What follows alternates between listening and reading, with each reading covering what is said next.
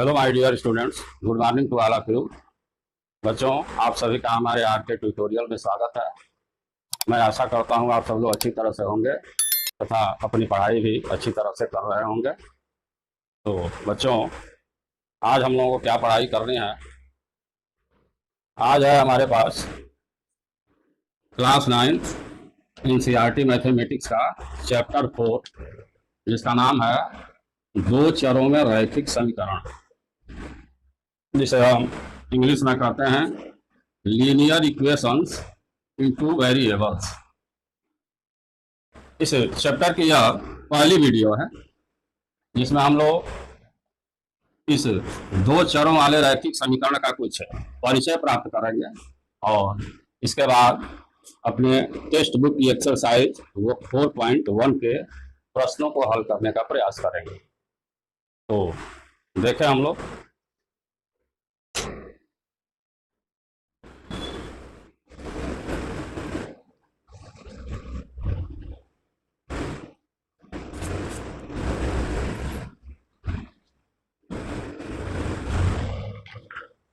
ये हमारे चैप्टर का नाम है दो चरों में रैखिक समीकरण। जैसा कि बच्चों नाम से ही स्पष्ट होगा कि एक ऐसा समीकरण हो जिसमें चरों की संख्या 2 हो और इसके बाद रैखिक समीकरण।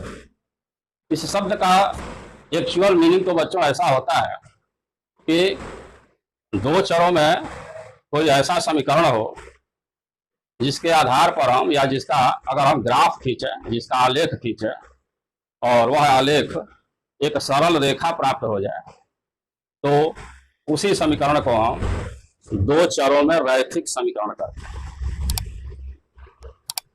रैखिक शब्द रेखा से बना है और चूंकि इन दो चरों वाले समीकरणों से अगर हम ग्राफ खींचने का प्रयास करें तो इन समीकरणों का ग्राफ एक सरल रेखा प्राप्त होती है और इसी कारण से हम दो चरों के इस समीकरण को रैखिक समीकरण ऐसे नाम से संबोधित करते हैं। अब अगर कोई दो चरों का समीकरण हमें दिया हुआ है और वह रैखिक है कि नहीं है, अब इसके लिए यदि हम उसका ग्राफ खींचने का प्रयास करें, ग्राफ खींच कर देखें कि एक सरल रेखा मिल रही है या नहीं मिल रही है, यह प्रक्रिया एक बहुत ही जटिल प्रक्रिया हो जाएगी। इसलिए हमारे पास इन रैखिक समीकरणों को आइडेंटिफाई करने का, पहचानने का एक और भी मेथड है कि जो समीकरण में दोनों चर प्रयुक्त हुए हों, अगर उन चरों पर सिर्फ +1 पावर दिख रहा हो तो यही उस समीकरण के रैखिक होने की पहचान होती है। अगर दो चरों के किसी समीकरण में दोनों चरों पर +1 पावर हो तो यही आइडेंटिफाई करता है कि अगर हम उस समीकरण का ग्राफ खींचते हैं तो निश्चित रूप से वह ग्राफ हमें एक सरल रेखा प्राप्त होगी और इस आधार पर हम दोनों चरों की घातों को देखकर रैखिक समीकरण की पहचान कर लें। यानी इस दो चरों में रैखिक समीकरण की पहचान ये होगी या परिभाषा ये होगी कि दो चरों में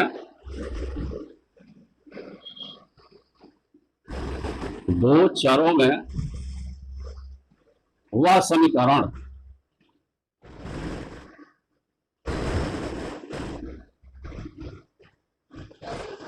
जिसमें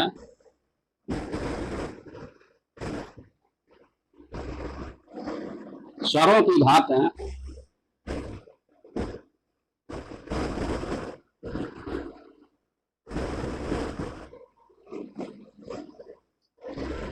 +1 होती हैं,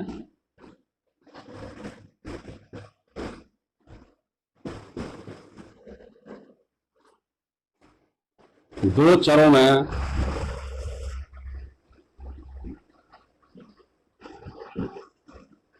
रैखिक समीकरण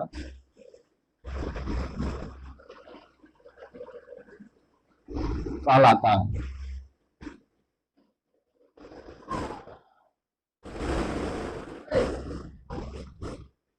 अरे कुल मिलाकर के इसमें दो पहचान हमको मिल रही है। एक तो चर दो होने चाहिए और दूसरी कि दोनों चरों की घातें +1 होनी चाहिए। अगर ऐसा कोई समीकरण है तो उसे हम दो चरों का रैखिक समीकरण कहते हैं। उदाहरण के तौर पर हम विविध प्रकार के समीकरणों का उल्लेख कर सकते हैं।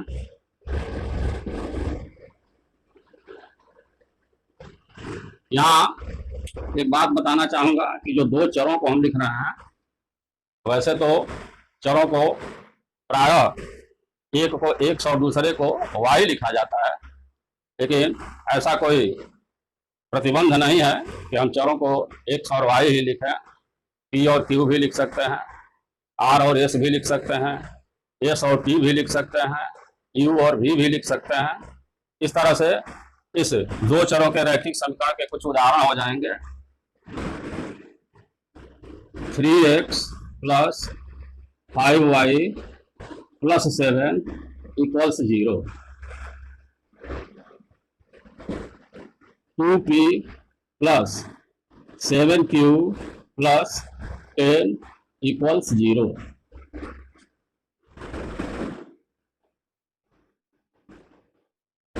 5r + 6s + 15 = 0। और यहाँ हम ये भी लिख सकते हैं कि u + 3v = 8। ये सबके सब उदाहरण यहाँ दो चरों में रैखिक समीकरण के ही उदाहरण हैं।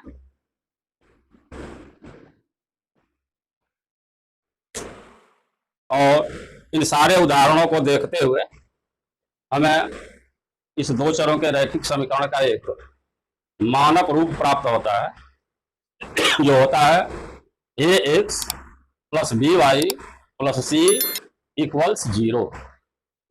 तो यहाँ हम लिख सकते हैं कि दो चरों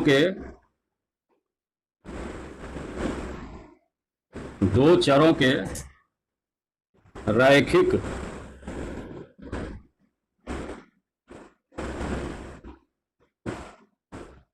समीकरण का मानक रूप कहो या सामान्य रूप कहो, एक ही बात है। ये होता है ax + by + c = 0, जहां a, b व c वास्तविक संख्याएं होती हैं।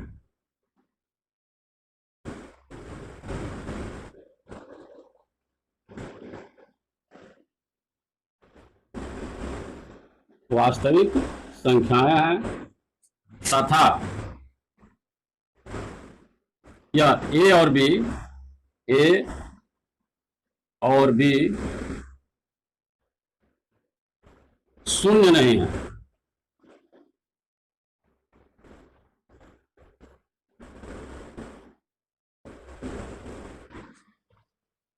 ये हमारे दो चरों के रैखिक समीकरण का मानक रूप होता है ax + by + c = 0।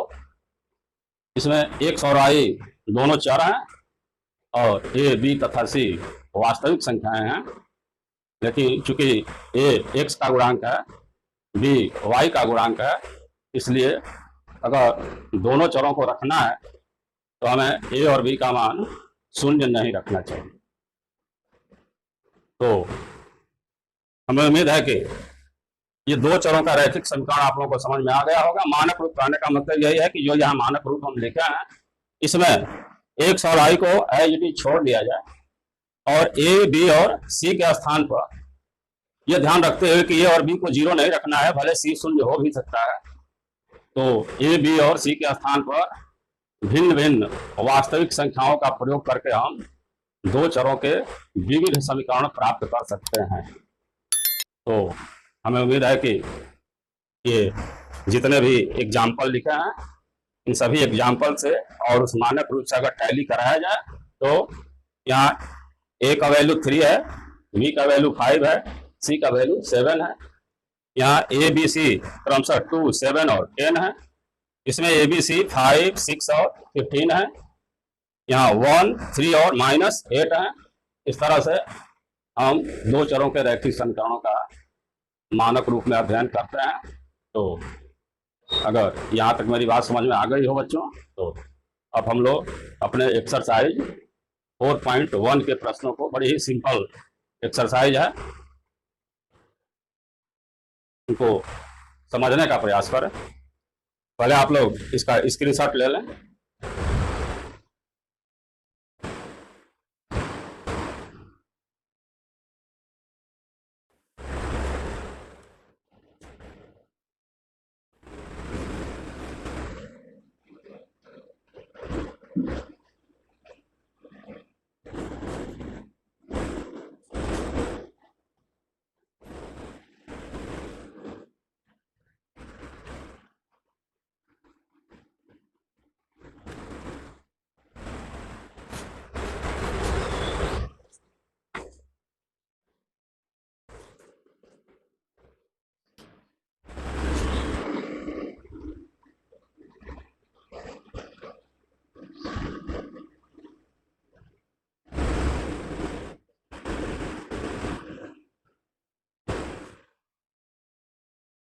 इस एक्सरसाइज 4.1 का फर्स्ट क्वेश्चन है,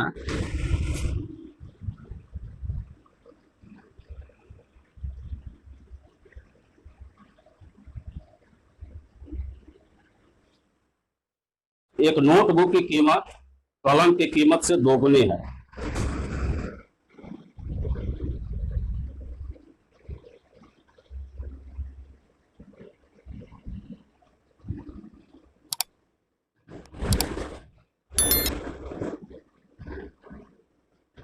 एक नोटबुक की कीमत एक कलम की कीमत से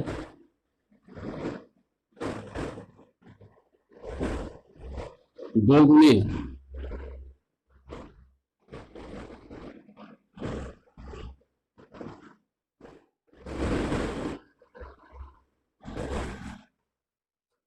इस कथन को निरूपित करने के लिए दो चरों वाला एक रैखिक समीकरण लिखिए। इस कथन को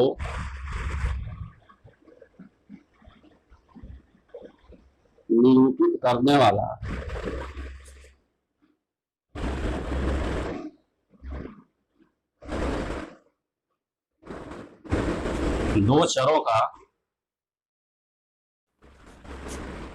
दो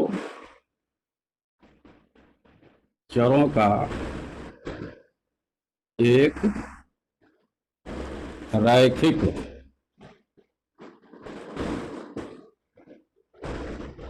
समीकरण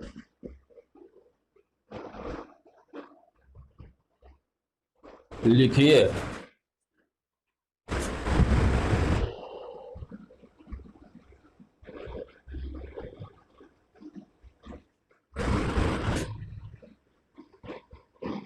हल।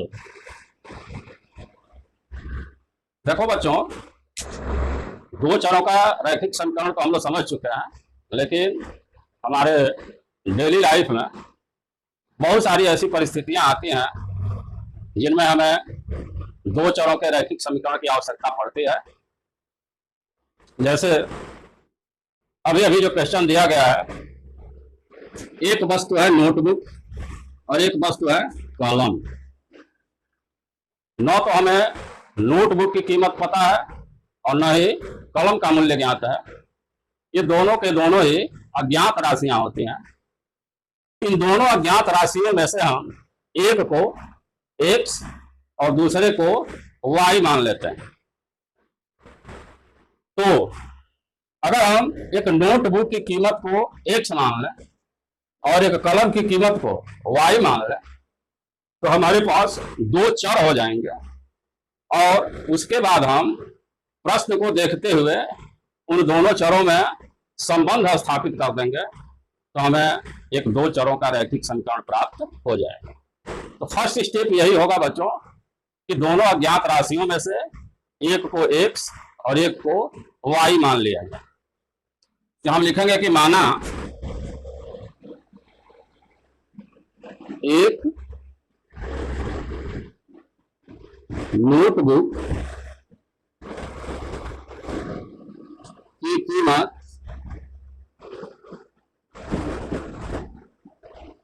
x तथा एक कलम की कीमत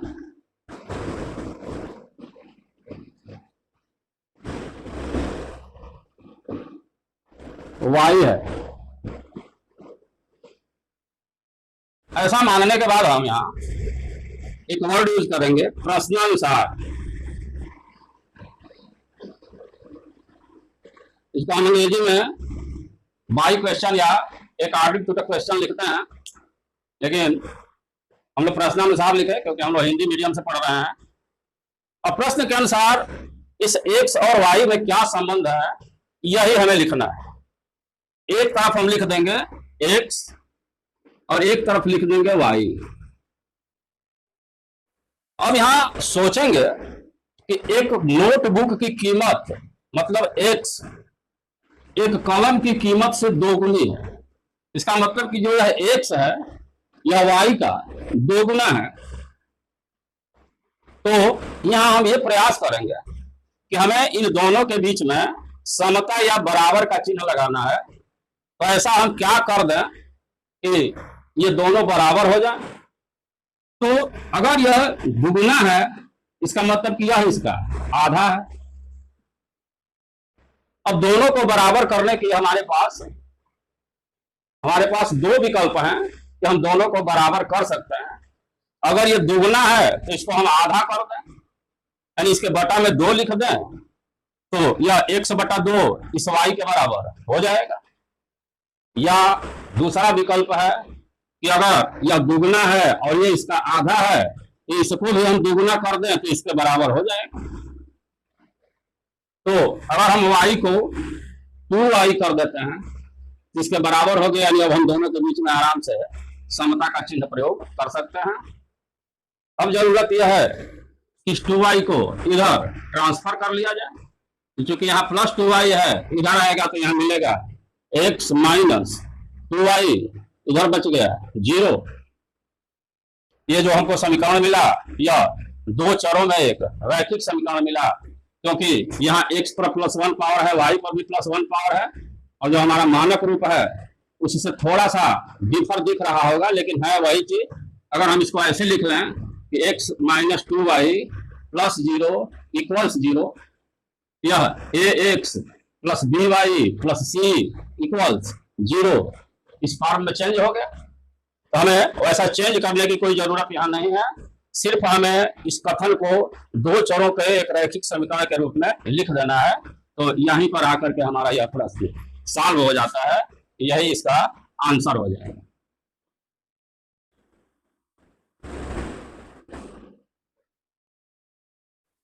टेक द स्क्रीनशॉट।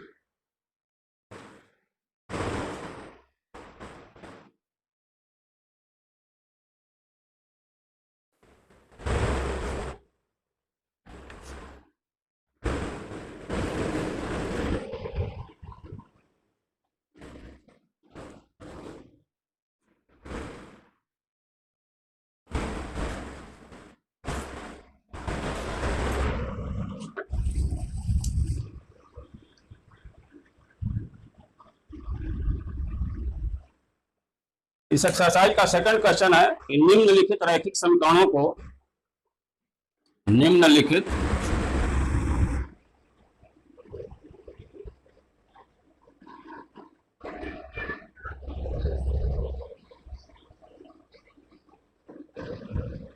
रैखिक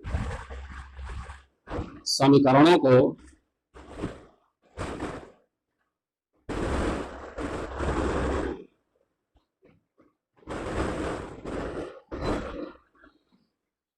ए x plus b y plus c equal to 0 के रूप में व्यक्त कीजिए।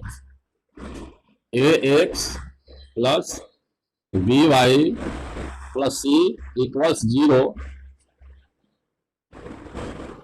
के रूप में व्यक्त कीजिए।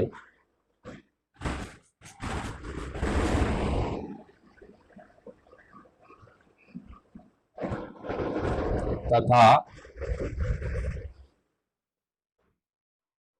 प्रत्येक स्थिति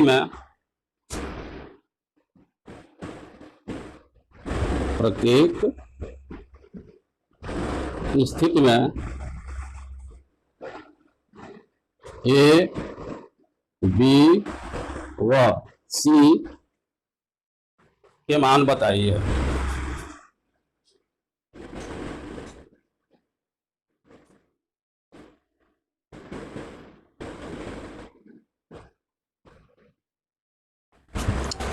इस क्वेश्चन में 8 पार्ट्स हैं। फर्स्ट है, हम यहाँ हल हेडिंग लगा करके एक एक को हल करते जा रहे हैं, उसी में प्रश्न भी आप लोगों को मिल जाएंगे। फर्स्ट है 2x plus 3y 2x plus 3y equals 9.35, यहाँ बार लगा हुआ है। बच्चों कुछ नहीं करना है, a x plus b y plus c, यहाँ देखने से लग रहा है कि जो हमारा सी है उसको भी हम लेफ्ट हैंड साइड में ट्रांसफर करके और राइट हैंड साइड में 0 लिखना है। बस इतना ही करना है। यहाँ नीचे लिख सकते हो कि a x plus b y plus c के रूप में लिखने पर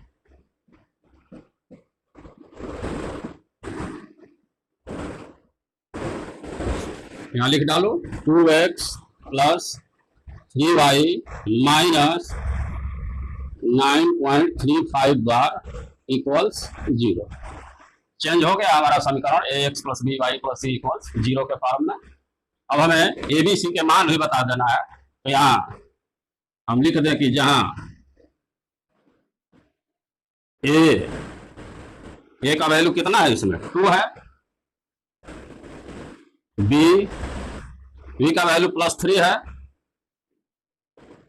और सी का वैल्यू है माइनस 9.35 बार। इतना ही करना है बच्चों।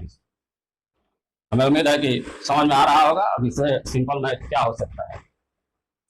सेकंड पार्ट है,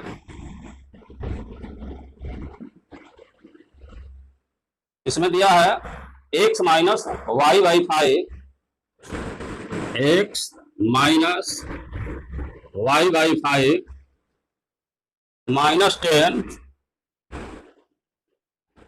इक्वल्स 0। या अपने आप a x plus b y plus c equal to 0 के रूप में लिखा हुआ है बच्चों। इसमें सिर्फ हमें ए बी सी को आइडेंटिफाई कर देना है। जहां ए का वैल्यू इसमें +1 है, बी का वैल्यू थोड़ा ध्यान से देखना है कि इस y में कितने से गुणा हुआ है, वही b बनेगा। x का जो गुणांक होगा उसको हम a कहेंगे, y के गुणांक को b कहेंगे और अचर पद को c कहेंगे। यहाँ y में -1/5 से मल्टीप्लाई हुआ है, इसलिए b का मान हो जाएगा -1/5 और c हो गया -10।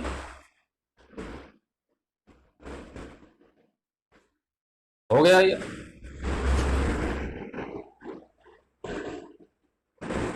थर्ड पार्ट है -2x plus 3y -2x plus 3y equals 6। क्योंकि यहाँ सी वाला टर्म राइट हैंड साइड में लिखा है और हमारे a x plus b y plus equal to 0 में वह लेफ्ट में दिख रहा है, इसलिए सिर्फ इसको इधर पक्षांतर कर लेना है। यहाँ हम लिखेंगे a x plus b y plus c equals 0 के रूप में लिखने पर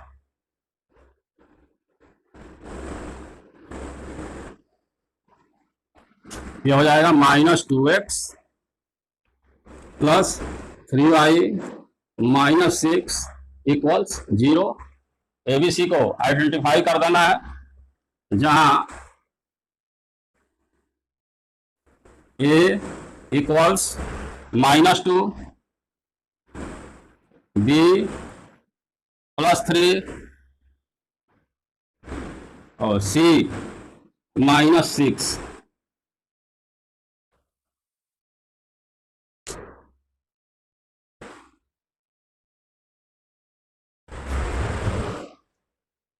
फोर्थ पार्ट है x equals 3y, x equals 3y। यहाँ ax plus by plus c equals 0 के रूप में लिखने पर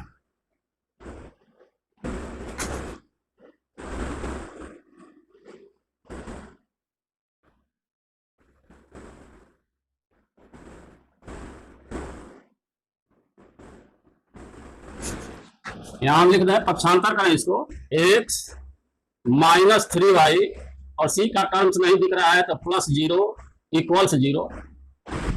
एबीसी को डिनोट कर दो, जहां a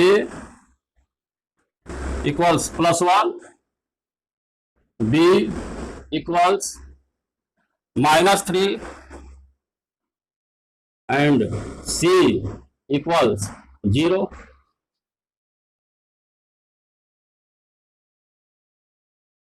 यहां ये आंसर हो गया।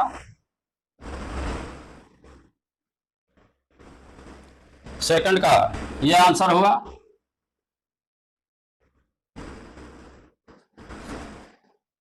थर्ड का यहां आंसर है और फोर्थ का ये आंसर है।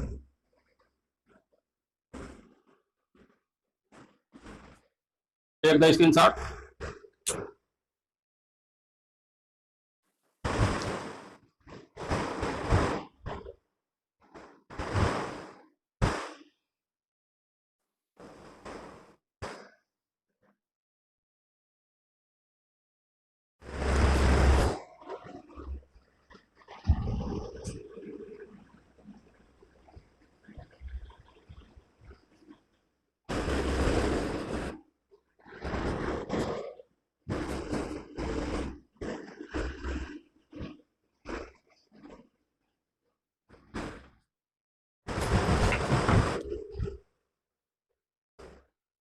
फिफ्थ पार्ट है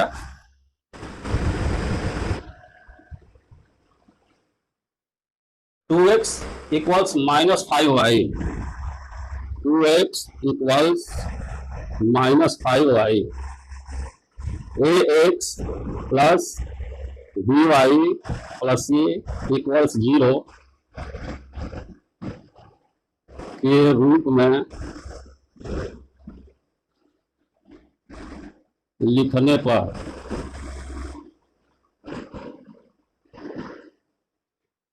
इस -5y को इधर पक्षांतर करना है। 2x प्लस 5y, c का टर्म्स नहीं दिख रहा है तो +0 इक्वल्स 0, जहां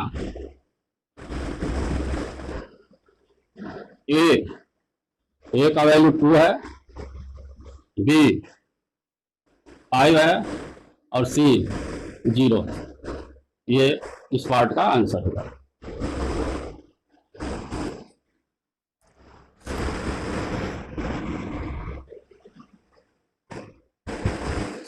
सिक्स्थ पार्ट है 3x + 2 equals 0। 3x plus 2 equals 0। ax plus by plus c equals 0 के रूप में लिखने पर ध्यान देना है बच्चों, यहाँ 3x है वह ax के रूप में है और जो 2 है यह c के रूप में है। यहाँ by वाला टर्म हमें नहीं दिख रहा है, तो हम इसको ऐसे लिख सकते हैं कि 3x plus 0 into y plus 2 equals 0। और यह ax plus by plus c equals 0 के फॉर्म में आ गया। अब abc को आइडेंटिफाई कर देना है, जहां a इक्वल्स 3, b इक्वल्स 0 और c इक्वल्स 2। ये इस पार्ट का आंसर हो गया।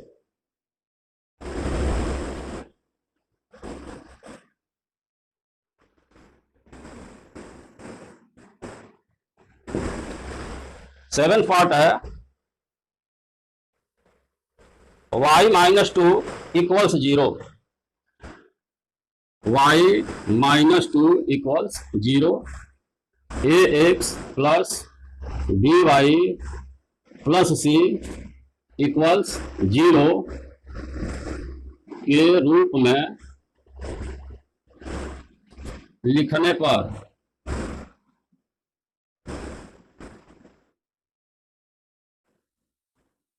यहां देखो बच्चों, यह by वाला टर्म है, c वाला है, ax वाला टर्म नहीं है।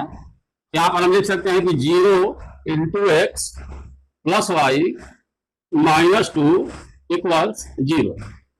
ax plus by plus c equal to 0, जहां a equals 0, b equals 1 and c equals minus 2। ये इसका आंसर होगा।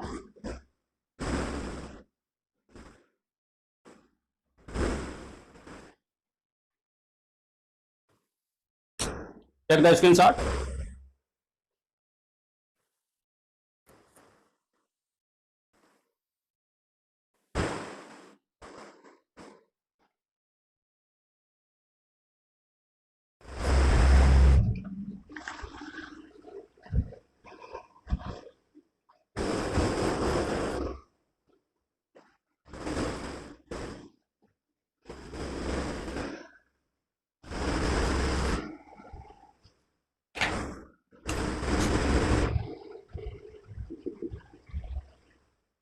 इस क्वेश्चन का 8वां पार्ट है 5 equals 2x।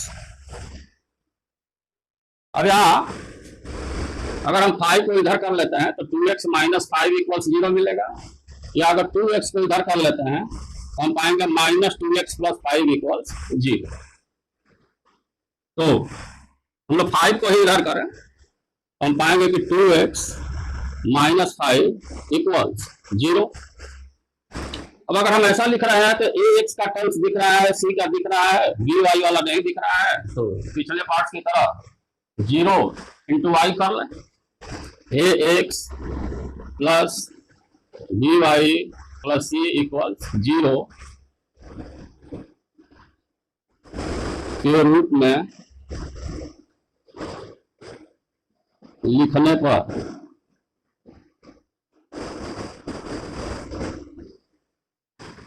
To x plus 0 into y minus 5 equals 0, जहां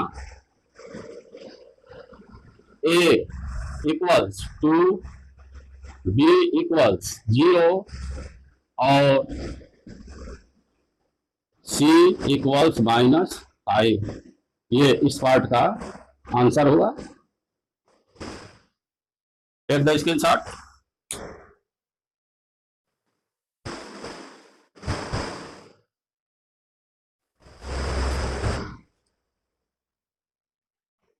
तो इस तरह से बच्चों ये हमारे टेक्स्ट बुक का एक्सरसाइज 4.1 कंप्लीट होता है। हमें उम्मीद है कि बहुत सिंपल मैथमेटिक्स था आज का, ये आप लोगों को बिल्कुल अच्छी तरह से समझ में आ गया होगा।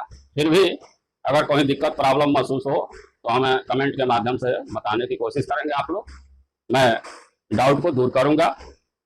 और फिर मैं यही कहना चाहूँगा कि अगर मेरी वीडियो आप लोगों को पसंद आ रही हो, मेरे पढ़ाए गए मैथ्स के क्वेश्चन समझ में आ रहे हो, तो आप लोग मेरे चैनल को सब्सक्राइब करें, वीडियो को लाइक करें, अपने दोस्तों में शेयर करें, ताकि और भी बेहतरीन तरीके से वीडियो आप लोगों के सामने प्रेषित हो सकें। Thanks for watching my video. Bye.